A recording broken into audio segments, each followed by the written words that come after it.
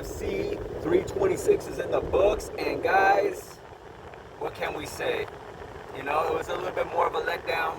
Not the greatest card, not the greatest fight night.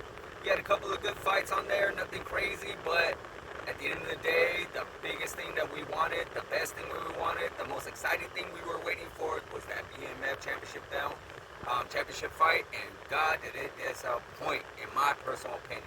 But let's talk about it, shall we? So, of course, in the main event, we have ourselves Charles Oliveira taking on the BMF champion of the world, Max Holloway. And, you know, from previous fights from Charles Oliveira, where we see him scrap with guys like Justin Gaethje, Dustin Poirier, Michael Chandler, we were able to see, you know, a bit of a scrap from Charles Oliveira. This one in particular was where Charles Oliveira wasn't wanting to scrap with nobody. Charles Oliveira wasn't trying to go in there and throw hands with anybody. He wanted to straight up 100% just take Max Holloway down to the ground and go for that submission. Utilize his wrestling, utilize his grappling, utilize his submission attempts, and that's how he wins the fight. That's how he won the fight. And that's pretty much what we got in this fight. You know, Max Holloway, you got to give him credit, though. You got to give him some really big BMF points, because they couldn't tap him. And Charles Oliveira is somebody that once he has your back, or once he has you on the ground, you're tapping. That's like 9 out of 10 times you're tapping. And with that being said, Max Holloway did it, you know, so you got to give Max Holloway some tough man points. And we always knew he was a BMF 100%. You know, that's why he was the champion. But it was a very lackluster performance, because it was a really great performance by Charles Oliveira, but because it was BMF, it was lackluster, I would say. Because of the fact that it had BMF on it. If this was just a regular title fight, a lightweight title fight, or this was a number one contender fight, if this was just a regular 3-round fight, then I would say, all right, you know, great performance, great win by Charles Oliveira.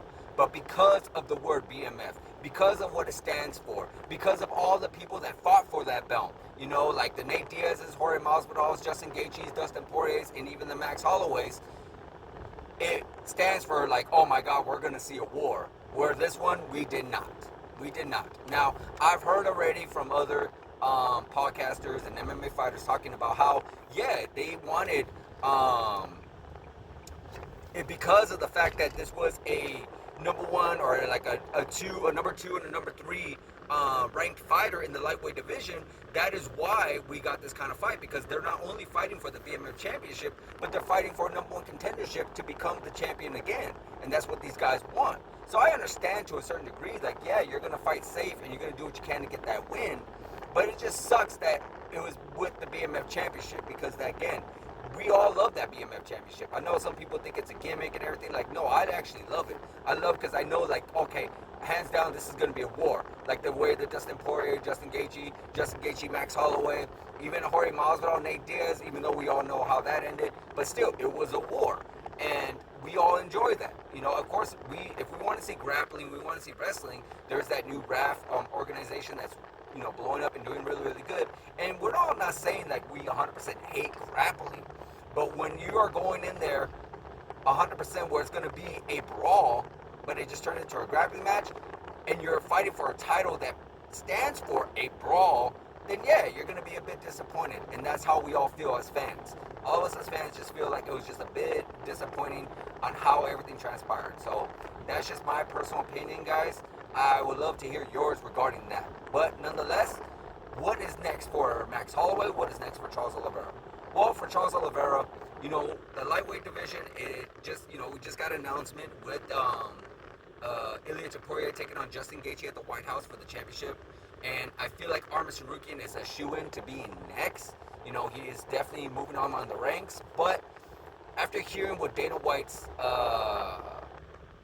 how he's not very thrilled with Arman, he's not very happy with Arman and his actions, and the fact that he headbutted Dan Hooker, the fact that he threw a punch at somebody at UFC 300, the fact that he missed weight, and now he's brawling outside of the cage. And, you know, I don't even know if they even counted the fact that he went in there and brawled with not brawled, but had a words exchange with Bobby Green, if you guys remember that too, a while back as well. So, you know, it's just, I'm not sure if the UFC is too keen on giving this guy any kind of opportunity to become a champion of the world, becoming their champion. And so, would I rule out a possible rematch with Charles Oliveira and Ilia Topuria, or Charles Oliveira and a rematch with Justin Gaethje, since they all fought each other? No, I wouldn't necessarily rule it out, but it's a bit of a stretch. So, in the meantime, is Charles Oliveira going to be active, or he's going to sit out? If he's going to sit out, then I would understand it. But if he's going to continue to be active, who would you want him against? Well, if you put him in against another BMF championship and he defends it, that honestly, what I would love to see is a rematch between him and Arman Tsarukyan. That would be a shoot-in number one contender fight 100%. And a lot of people feel like in that fight, which was at UFC 300, that Charles Oliveira was actually coming on strong. I think it was in that third round. And they feel like if it would have went 2 more rounds, then maybe, just maybe, Charles Oliveira would have won. So, hey, I feel like that's a great fight. I feel like that's the fight that should be made. I feel like that could be the BMF championship of the world. And then in the winner of that takes on the lightweight champion of the world. And now you got BMF and lightweight at the same time. I would love that 100%, guys. So that's my opinion for Charles. Now, as far as Max Holloway goes, he's still very young. He's still, he has a lot in the tank. They were asking him about possibly retiring and whatnot, but I don't think he's going to go anywhere anytime soon. So what would I want to see? I would love to see him and Dan Hooker. That would be a great, fun fight. Him and Dan Hooker. It's a bit of a stretch because Dan Hooker is, he's on the losing skid himself, but he's a brawler. He went on the losing skid against guys like that like to wrestle and like to grapple, like a BSD and then Arman Tsarukyan. So, Max Holloway ain't going to do that. These guys are going to lay it all on the line, and these guys are going to brawl, and these guys are going to pretty much give us a show, like what the BMF should have been. So there you have it right there. In the co-main event, you had RDR taking on Kyle Bahario. Okay, having a hard time pronouncing that last name. But nonetheless, he was, RDR just, I don't know. I think he needs to move up. Because he just did not look like himself. When he came into the UFC, he was just a force to be reckoned with. He was constantly knocking out and hurt and beating people like guys like Bo Nickel and Kevin Holland, and even a great champion in Robert Whittaker, former champion.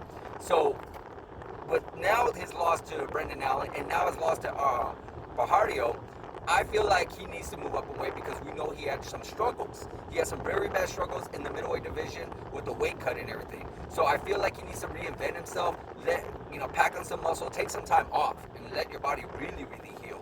And let yourself get adjusted to the new division. And, go up there and fight some of these guys who are a lot of them are strikers, a lot of great strikers. You got your Yuri Prochazkas, you got your Jamal Hills, you got your Cleo Roundtrees.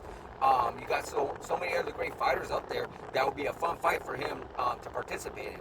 And I feel like he's just going to get ragdolled by guys like Hamza Chimaev, or even maybe if Bo Nickel gets another chance at him, seeing the fact that his confidence has now been shaken, I feel like that's a good possibility for RDR. Now, for Herdio, I would go with Imavov next, because the fight, it was a little bit of a back and forth. It wasn't like crazy. No one got one-sided loss, but Bahario was a little bit more active. He looked a little bit more comfortable. He was more landing more shots to RDR. Of course, there was that low blow that I thought was going to affect Cario, but it didn't really do it. So I'm much happy to see that. So I feel like a good number one contendership fight, even though it feels like Sean Strickland is going to get that fight. I think Hamza Chimaev even said that he's going to get that fight. So you would do Bahario taking on Imavov, and that would be a great number one contender fight. I'm not sure if I think those guys already have fought each other, if I'm correct, and I think Bahario actually beat him. I have to look into that, but I'm pretty sure they did. If not, then you would probably go with Brendan Allen. Brendan Allen, or actually Bahario called out Drakus. He caught out Drakus as well, so that would actually be a fun fight too. So there's options for this guy.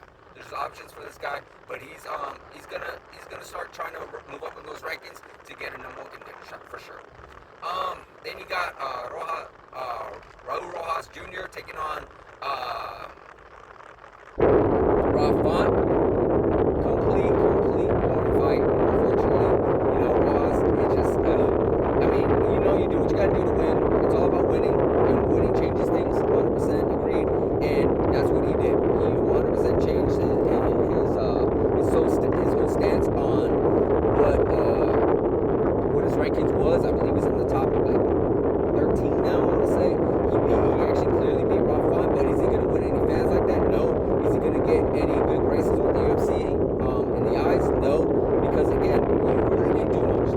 They said Charles